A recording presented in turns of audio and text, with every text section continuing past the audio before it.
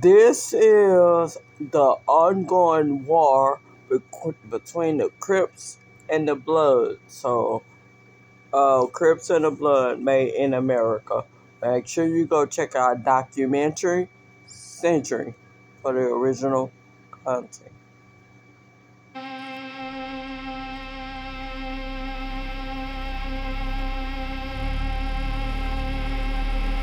Sorry if you hear that fan right there.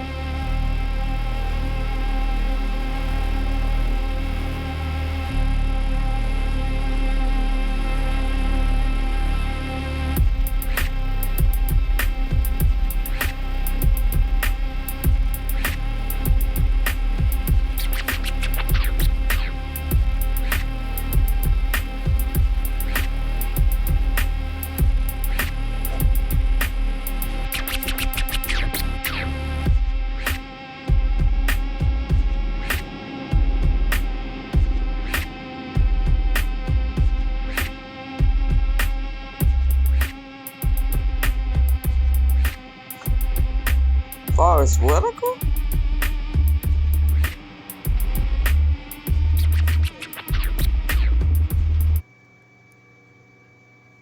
Sorry, I might edit this out, but I'm gonna turn this into a short. But anyway, I'm gonna try. But Forrest Whitaker wrote this. The actor Forrest Whitaker.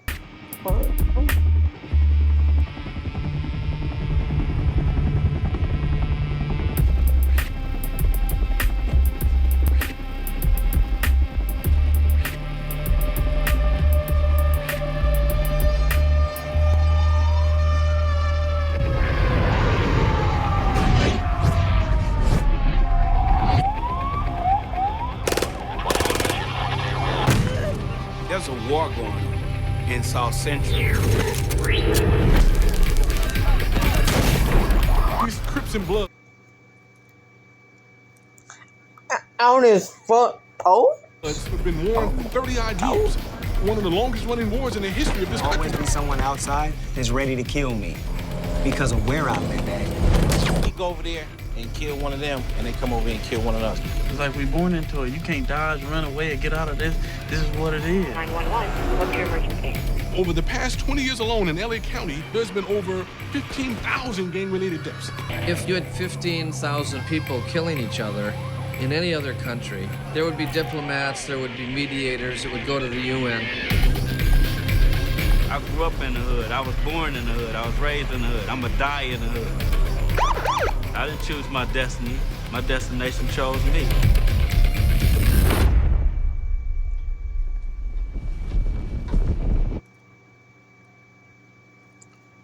Your destination chose you. Because you live in the hood, don't mean you have to resort to a gang. You feel me? You feel me? But it don't always be because your mother or father works and your father wasn't in a home. I mean, you don't have to resort to that type of activity.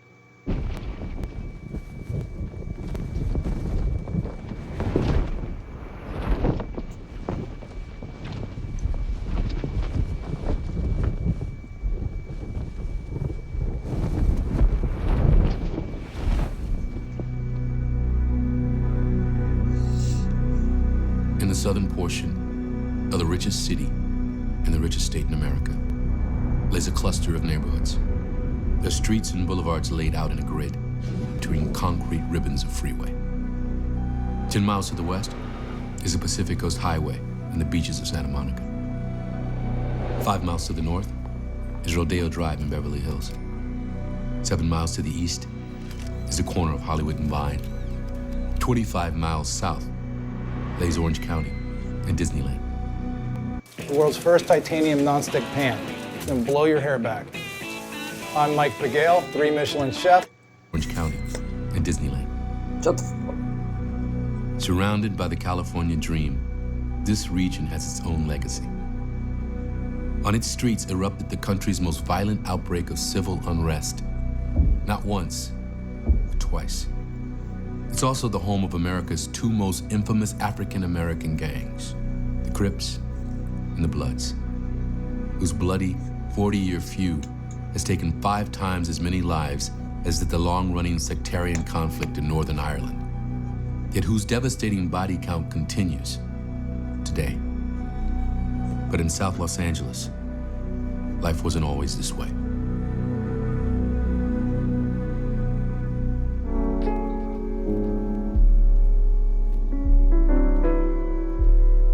One, two, 1, 2. Hot.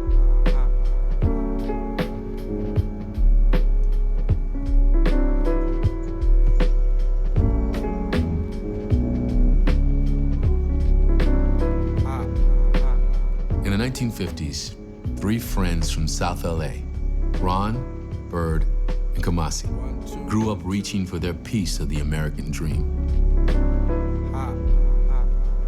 The most significant thing was when I went to join the Boy Scouts. Okay, the Boy Scouts of America. My mother takes me up to the scout troop at Goodyear Rubber Plant, where the original blimp is from 1933 to 1983, parked in our neighborhood right there. So I go up there to join the Boy Scouts. My mother takes me up to the Scoutmaster. He was nice, but he tells my mother, well, I don't know, but some of the parents might object because it was a white troop. See, they say, be prepared, do a good turn daily. A scout is trustworthy, loyal, hopeful, friendly, courteous, kind, obedient, cheerful, brave, clean, and reverent. See, that's the Boy Scouts of America, a bunch of racists. We couldn't be Cub Scouts, couldn't be Boy Scouts, couldn't be Explorer Scouts. We couldn't get involved in organized activity that would take us anywhere that would bear us any kind of good fruit. You see? So we built an auxiliary alternative.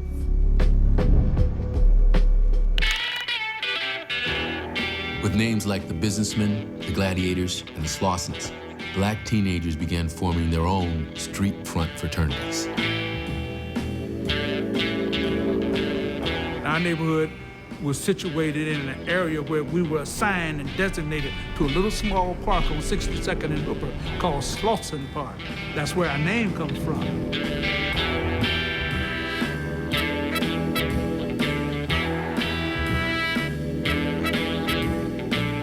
The Slossons would evolve into what many consider to be LA's first modern African-American gang.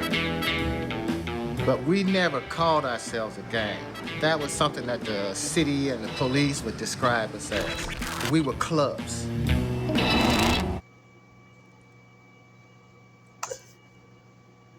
And that's how it all kind of starts, because that's how the cops will portray you.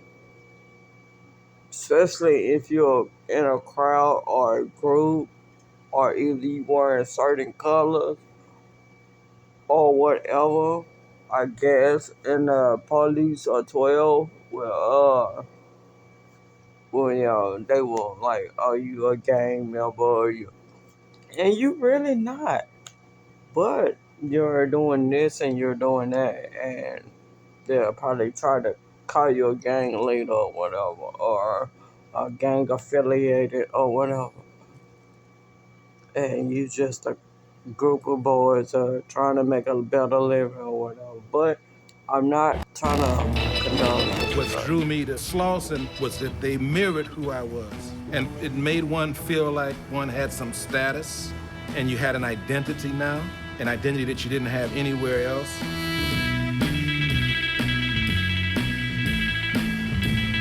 There's a sense of family. There's a sense of acceptance. You also have a way to wield some power because now you've got numbers. We had rivalries among ourselves, and then we had rivalries with people in other neighborhoods. Yeah, Slossons and Gladiators, or Slauson and Watts, or Slauson Compton.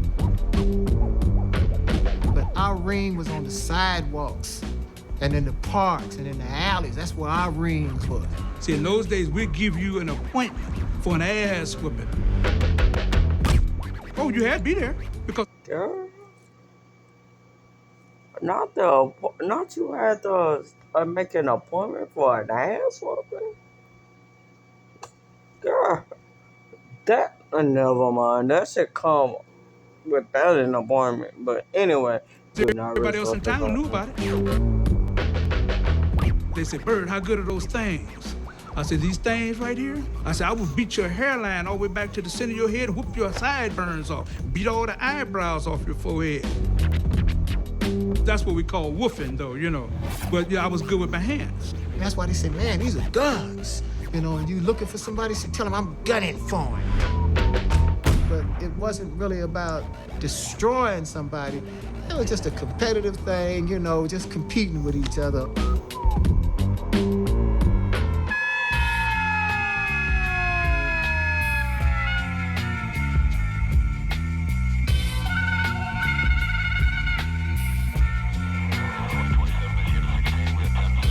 I used to get stopped by the police all the time. My mother always said, you know, well, what did you do this? I said, I didn't do anything. You know, see, people, including parents, could not believe that the man just stopped you all the time. John's wife got him one of these electric screwdrivers last year, and I'm getting one for my dad this year for Christmas, and he's gonna love it. These are better than any drill. Shut up. Young black men in this society have always been represented as the most threatening figures across the board. They're viewed as being people who will commit crimes. From 1950 to 1966, the Los Angeles Police Department was commanded. Not every black man is a criminal now. They're all successful men, I heard. Chief Parker ran the police department like a military unit. And the people who bore the brunt of this were black residents. And women. Your hands up. Get your hands up, I said. Drop that purse and get your hands up. And so the cops were treating these young black men as though they were enemies, as though they were in warfare. Get them up. Get your hands up. Go. Right this way. It was an open secret that one of the tacit duties of the LAPD was to make sure people were in the right neighborhoods at the right time. And Alameda Boulevard was the white curtain in LA. You didn't cross Alameda for no reason at all. East of Alameda, these were white areas. Linwood, Southgate, we couldn't go there. You had cops that didn't want you there. And blacks that deigned to cross the line were quickly put in place by police officers. There are barriers, invisible barriers, social barriers, and their job is to reinforce that barrier.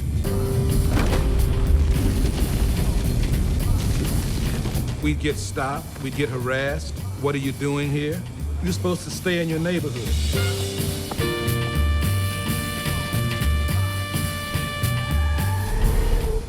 One time I was walking down the street on 77th and Central, and the man said, hey, you. I heard him, but I kept walking.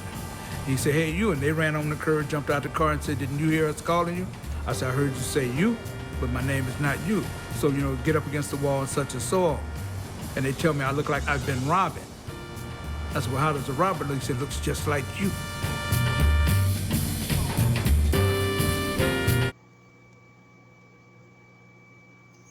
This is so freaking sad. Just because you're a black man doesn't mean you're a criminal. It doesn't mean you're rob, kill, and steal. Just because of the color of your skin. Sorry.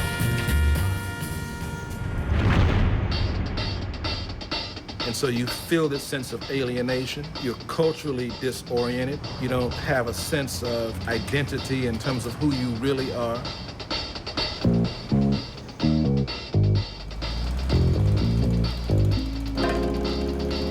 So the idea was to create not only a segregated society, but the idea that those of darker hue were inferior and should be treated as such. And after a while, I kind of see why NWA made that goddamn song. I'm sorry. if the police raw, CYNWA make the goddamn song. But look at what they doing to them, bro. They wouldn't even gang related. Begin to internalize this, and you develop a deep-seated self-hatred because you see yourself as having almost no value.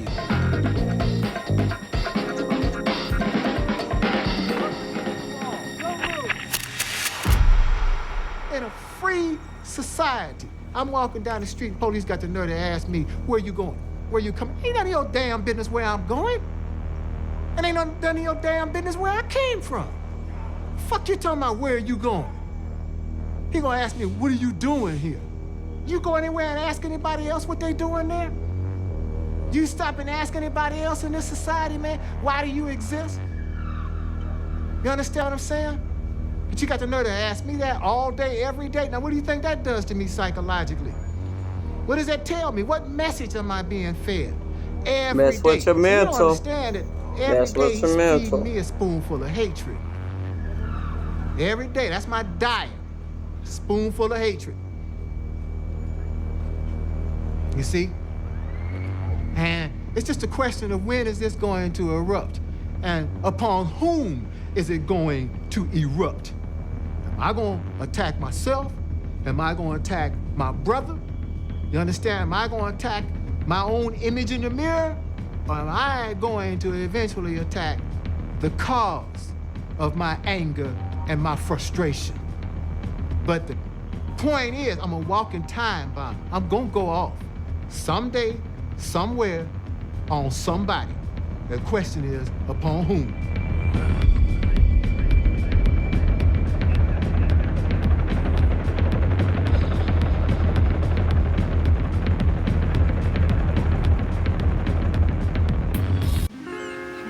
The beach is the only place where they get along. Now imagine them getting along for a week straight.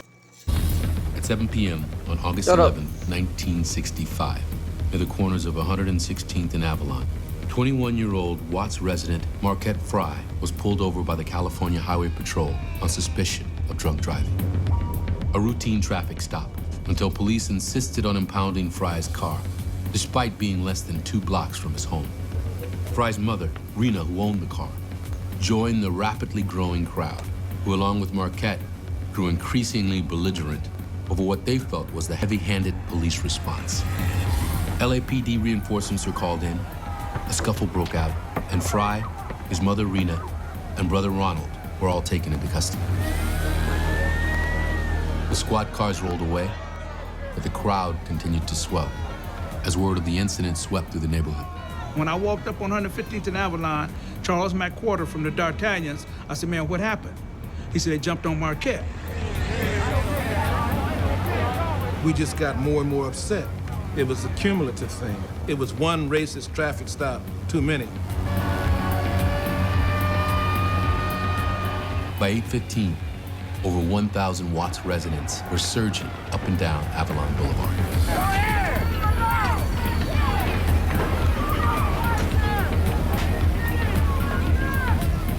By 1 a.m., despite 29 arrests and sporadic reports of vandalism, the situation was assessed by the LAPD as being under control. Clear the sidewalks up ahead. Please go in your homes. Please go in your homes. Thursday morning dawned tense, but relatively quiet. At 2 p.m., a meeting was called at a neighborhood rec center, assembling representatives from various community groups, elected officials, the LAPD, the media, and even Rena Fry. I think that we must stay off the streets. I think the civil rights drive in America has demonstrated that violence will never be the just end to the grievances we have. But cutting through a call for order came a voice that only the night before was raised by thousands in the street. See, and I'm gonna tell you something. Tonight is gonna be another one, whether you like it or not. Wait. Listen. We, the Negro people down here, have gotten completely fed up with what's there. Our elders felt you should bite the bullet, suck it out. We know it's wrong, that you can show that you're greater than oppression by outliving it. Show that it doesn't work, it doesn't destroy you. That in the process, we will take the beatings. Their parents are coming from places where black men are expected to step off the street and say, yes, sir, to a 12-year-old white boy. Where black men are lynched with regularity. And so from their perspective, Los Angeles looks wonderful. They're certainly aware of the flaws, but they recognize it's such an improvement. Their children, however, have a very different perspective. We come along and say, we ain't gonna take shit. You took it, and we're not.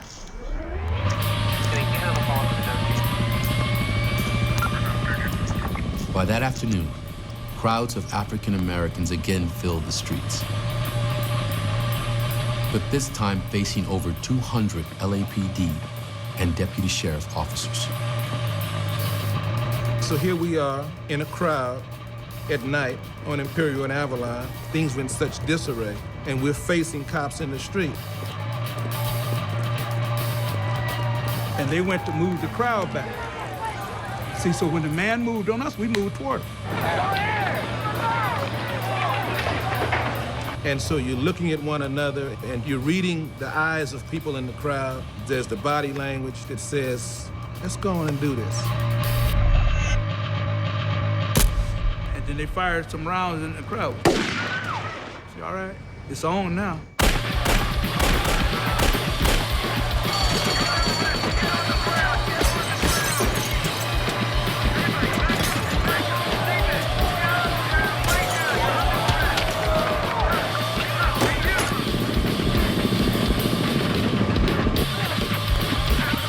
We were throwing rocks at police who were in the street.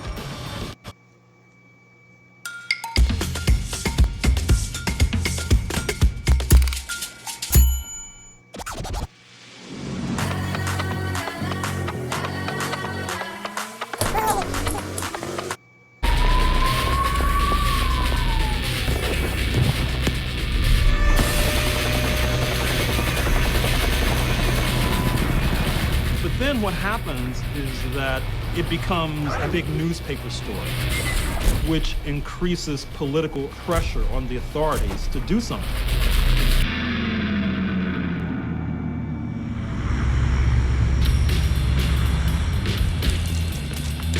And then they brought in 16,000 National Guard who don't know the terrain. The National Guard in particular is not necessarily trained to engage in civilian crowd control.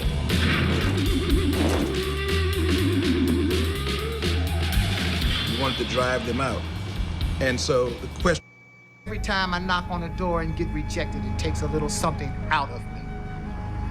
So how does it mean anything to me that I should try to salvage it or I should respect it? Now, if you want to check out the rest of this video, I will leave the link up, but it's kind of not, but it's kind of telling you kind of details of how this started or whatever, but yeah.